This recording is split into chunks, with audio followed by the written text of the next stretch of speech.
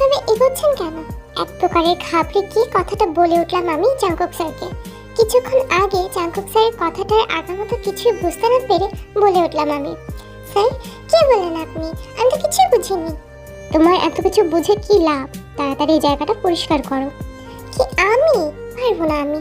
আমার কথাটা শুনে হুট করে জাঙ্কুক স্যার এগিয়ে আসতে লাগলেন আমার দিকে। বর্তমানে আমার কথা শুনে জাঙ্কুক স্যার বলে উঠলেন, কি বললে তুমি? কি বলেছি আমি? কিছু তো বলিনি স্যার। তোমাকে জায়গাটা পরিষ্কার করতে বলেছি না? যদি না করি তো কি করবেন আপনি? কি করব দেখবে তুমি। মানে মানে বোঝাচ্ছি তোমায়। বলে আমার হাত ধরে দিলেন টান। আচমকা টান দাওতে আমি এসে পড়লাম একদম জাঙ্কুক স্যারের বুকের কাছে। জাঙ্কুক স্যারের কাছে অবাক হয়ে বলে উঠলাম আমি, কি করছেন আপনি? তুমি কাজটা করবে না?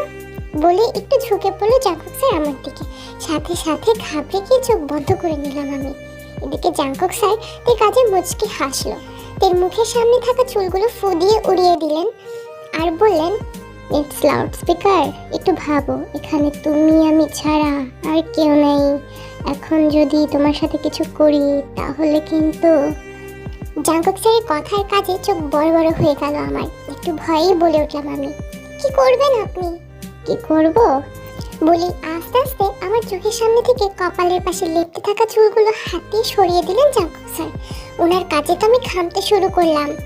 হুট করে জাঙ্কুক স্যার উচ্চ স্বরে হাসতে শুরু করলো।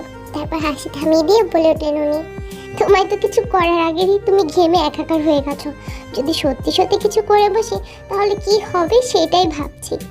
বলে আচমকা আমার গলায় থাকা ওনাটা টান মেরে নিয়ে গেলেন উনি। ওনার এমন কাজে অবাকের চরম সীমানায় পৌঁছে গেছি আমি। অবাক হয়ে বলে উঠলাম আমি, এটা কি হলো স্যার? আপনি আমার ওন্না নিয়ে কোথায় যাচ্ছেন স্যার? জাঙ্কুক স্যার হাঁটতে হাঁটতে বলে উঠলেন, আধ ঘন্টার মধ্যে যদি রুম পরিষ্কার না হয় তাহলে তুমি আর তোমার ওন্না কোনটাই থাকবে না। বলেই হন হন করে বেরিয়ে গেলেন উনি। আর ওনার এমন কাজে হা হয়ে দাঁড়িয়ে রইলাম আমি।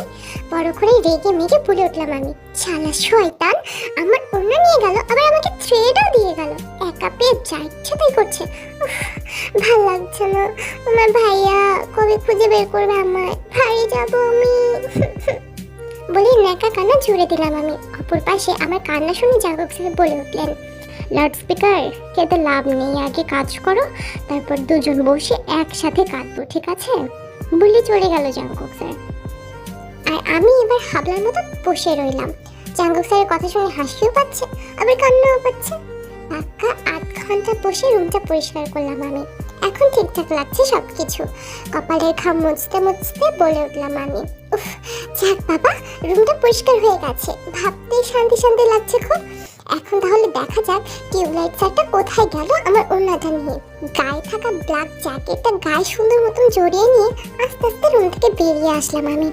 আশেপাশে কোথাও জাঙ্কুক স্যারকে দেখতে পাচ্ছি না, কিন্তু যেটা দেখা যাচ্ছে সেটা হলো বিশাল সমুদ্র সৈকত। রোদের তাপে পানিগুলো একদম চিকচিক করছে। এখান থেকে অসম্ভব সুন্দর দেখা যাচ্ছে সমুদ্রটাকে। ইস, যদি এখন আমার ক্যামেরাটা থাকতো খুব সুন্দর সুন্দর ছবি তোলা যেত। ভাবতেই আফসোস লাগছে একটু। না জানি ভাইয়া, আম্মু, সুগা, লিসা, জিতাও, ফেলিক্স, জিমিন কি করছে? আচ্ছা, ওরা কি আমাকে না পেয়ে খুব কাঁদছে? না জানি আব্বু আম্মুকে কতই বকাবকি করছে। আব্বুকে জেনে গেছে আমি সুন্দরবনে এসেছি। একের পর এক কথা এসে আটকে যাচ্ছে মাথায়, আর ভাবতে পারছি না আমি। চোখ বেয়ে 2 ফোঁটা জল গড়িয়ে পড়লো নিচে। এমন সময় কাঁধে হাত রেখে বলে উঠলেন জাঙ্কুক স্যার, কেঁদো না, দেখবে আমরা খুব তাড়াতাড়ি বাসায় পৌঁছাতে পারবো। ভাইয়া আমাদের খুঁজে পাবে তো স্যার? নিশ্চয়ই পাবে। আপনি মিথ্যে বলছেন স্যার। ধুর পাগলি, এত কাঁদলে চলবে নাকি? দেখবে ঠিকই খুঁজে বের করবে আমাদের সোগা। ঠিক তো স্যার, একদম ঠিক। এখন চলো আমার সাথে। জাঙ্কুক স্যারের কথা শুনে আমি অবাক হয়ে পড়লাম। কোথায় স্যার? চলো, আমার সাথে গেলেই দেখতে পাবে। আমিও আর কিছু না ভেবে চললাম জাঙ্কুক স্যারের সাথে। কিছুটা দূরে হাঁটতে হাঁটতে হঠাৎ জাঙ্কুক স্যার চেপে ধরল আমায়। এতে বেশ অবাক হয়েছি আমি, কিন্তু কিছু বললাম না। আরও কয়েক কদম হাঁটতে জাঙ্কুক স্যার চোখ খুলে দিলেন। সামনে তাকাতে চোখ আটকে গেল আমার, কারণ আমার সামনেই আছে অসম্ভব সুন্দর একটি পাহাড়ি ঝর্ণা। মুহূর্তের মধ্যে মনটা খুশি হয়ে গেল আমার। এমন একটা জায়গাতে ঘুরতে আসার কতদিনের ইচ্ছে আমার। আমি দৌড়ে গিয়ে দাঁড়ালাম ঝর্ণার পাশে। খুশি হয়ে হাত দিয়ে স্পর্শ করলাম পানি। অসম্ভব ঠান্ডা, কিন্তু ভালো লাগছে। ঝর্ণার পানিতে ভিজলাম আমি। অন্যদিকে জাঙ্কুক স্যার তাকিয়ে আছে তের হাসির দিকে। এই হাসিটা দেখার জন্যই তো জাঙ্কুক এতক্ষণ অপেক্ষা করছিল। এক দৃষ্টিতে তাকিয়ে আছে জাঙ্কুক তের দিকে। সেই প্রথম দিনের মতো আবারও নতুন করে আটকাচ্ছে মায়াবী নেশায় জাংকুক। মিশালো ঠোঁট, মায়াবী চোখ, ঘন কালো লম্বা চুল, সাথে মন মাতাল করা হাসি, সবকিছুতেই মুগ্ধ জাংকুক সেই প্রথম দিন থেকে। তাড়াতাড়ি চোখ সরিয়ে ফেলেন জাংকুক তের দিক থেকে, কারণ তের দিকে বেশিক্ষণ তাকিয়ে থাকার শক্তি যে তার নেই। আনমনে হাসলো জাংকুক। না জানি আপন মানুষদের কাছ থেকে কতটা দূরে চলে এসেছে তারা। জাংকুকের ভাবনার মাঝখানে হঠাৎই তের হাত টেনে বলল, চলুন স্যার, ভিজি। মাথা খারাপ তোমার? ঠান্ডা লেগে গেলে তখন? আরে স্যার, কিচ্ছু হবে না, চলুন না। না না, আরে আসুন স্যার, কিচ্ছু হবে না। এমন সময় আকাশে কালো মেঘ এসে ভর করলো। চারপাশটা পুরো অন্ধকারে ঢেকে যাচ্ছে। রৌদ্রে মাখা দুপুরটা হঠাৎ অন্ধকারে ঢেকে সন্ধ্যায় নেমে এলো। হুট করে প্রকৃতির এমন পাল্টে যাওয়াতে কিছুটা ভরকে গেলাম আমি। তবে ভালো লাগছে, হয়তো বৃষ্টি হবে। জাংকুক স্যার প্রকৃতির এমন বদল দেখে বলে উঠলেন, তাড়াতাড়ি চলো এখান থেকে, মনে হয় প্রচন্ড বেগে ঝড় আসবে। ঝড় আসবে? শুনতে বুকের ভেতরে এক অজানা ভয় এসে গ্রাস করলো আমায়। ঝড়ের সাথে আকাশের ভয়ঙ্কর বাজ, তার উপর অজানা দ্বীপ, ভাবতেই ভয়ে আটকে উঠছি আমি। আমাকে কিছু বলার সুযোগ না দিয়ে জাংকুক স্যার আমার হাত দিয়ে ধরে হাঁটতে শুরু করলেন। আমিও বেশি কিছু না ভেবে হাঁটা শুরু করলাম। অর্ধেক পথ যেতে মুষলধারে বৃষ্টি শুরু হয়ে গেল। আমি আর জাংকুক স্যার দুজনে ভিজে একাকার হয়ে যাচ্ছি। বিষয়টা মন্দ না, ভালো লাগছে খুব। আশেপাশে থাকা পাখিরাও উড়ে যাচ্ছে এদিক সেদিক। সেই ছোট্ট ঘুরে ঘরটার সামনে আসতেই থেমে গেলাম আমি। উদ্দেশ্য অল্প হলেও বৃষ্টিতে ভেজা। আমাকে থেমে যেতে দেখে জাংকুক স্যার বলে উঠল, কি হলো, থেমে গেলে কেন? বিনিময়ে আমি আর কিছু বললাম না, হালকা মিষ্টি হাসলাম। জাংকুক স্যার হয়তো আমার হাসির কারণটা বুঝতে পেরেছে, তাই উনি বলে উঠলেন, ঠিক আছে, তবে 2 মিনিট, কিন্তু ততক্ষণে না হয় আমি আগুনের ব্যবস্থা করি। বিনিময়ে মাথা নাড়িয়ে হ্যাঁ সমর্থন দিলাম। জাংকুক স্যার আর কিছু না বলে ঢুকে পড়লেন সেই ছোট্ট করে ঘরটায়। আমিও আনন্দের সাথে ভিজতে লাগলাম বৃষ্টিতে। জীবনটা এমনই হয়, হঠাৎ হাসি, হঠাৎ কান্না, হঠাৎ আনন্দ, হঠাৎ বেদনা। এই মুহূর্তে কষ্টে আছি, তাই বলে কি জীবনের খারাপ সময়ে মনমরা হয়ে বসে থাকবো নাকি? জীবনের প্রতিটা মুহূর্ত আনন্দের সঙ্গে পার করতে পারলে জীবন সুন্দর হবে। ভাগ্যে যা আছে সেটাই হবে, ঠিক প্যারা নেই, জাস্ট চিলতে। ভাবতে আনন্দে মেতে উঠলাম আমি। পাথরের সংঘর্ষে আগুন জ্বালাচ্ছে জাংকুক। এই টেকনিকটা এর আগেও ইউজ করেছে জাংকুক, তাই খুব বেশি একটা কষ্ট ছাড়াই জাংকুক জ্বালিয়ে ফেলল আগুন। জীবনে বেঁচে থাকার জন্য 3টি জিনিস থাকা আবশ্যক: আগুন, বাসস্থান আর পানি। বর্তমানে ওদের কাছে সবই আছে। খাওয়ার জন্য পানি আছে, গাছ থেকে পেড়ে আনা ফলমূল, থাকার জন্য ছোট্ট কুঁড়ে ঘর, আর নিজেদের তাপে রাখার জন্য এই আগুন। আর সবচেয়ে বড় যেটা আছে সেটা হলো প্রিয় মানুষটির কাছে। হঠাৎই জাংকুকের মনে পড়ে গেল এই মেয়েটির কথা। ও এখনো বাহিরে ভিজছে। জাংকুক আগুন জ্বালিয়ে চলে এলো বাহিরে। 2 হাত অপসারিত করে আকাশের দিকে তাকিয়ে চোখ বন্ধ করে দাঁড়িয়ে আছে তে। কিছুটা দূর থেকে এমন দৃশ্য দেখে চোখ আটকে যায় জাংকুকের। পরক্ষণে তাড়াতাড়ি চোখ নামিয়ে নিয়ে চলে যায় দ্রুত তের কাছে। তারপর বলে উঠল সে, আর কতক্ষণ ভিজবে লাউড স্পিকার, এরপর তো ঠান্ডা লেগে যাবে। আচমকা জাংকুক স্যারের কথায় চমকে উঠলাম আমি। এক প্রকার ভুললেই গিয়েছিলাম আমি বৃষ্টিতে ভিজছি। আমি হয়তো আকাশের পানে তাকিয়ে নানা চিন্তায় মগ্ন ছিলাম। জাংকুক স্যারের কথা শুনে নিজের ভাবনা থেকে বেরিয়ে আসলাম। রাত 8টা। জাহাজের কেবিনে বসে জানালা ভেদ করে তাকিয়ে আছে সুগা বাহিরে। আজ 2 দিন হতে চললো, কিন্তু বোন আর বন্ধুর কোনো খবরই পেল না তারা। তাহলে কি সত্যি সত্যি চিরকালের মতো হারিয়ে ফেললো তার প্রিয় মানুষদের? ভাবতে বুকের ভেতরে ধক করে উঠলো সুগার। কি করবে এখন? বাড়ি ফিরে যাবে?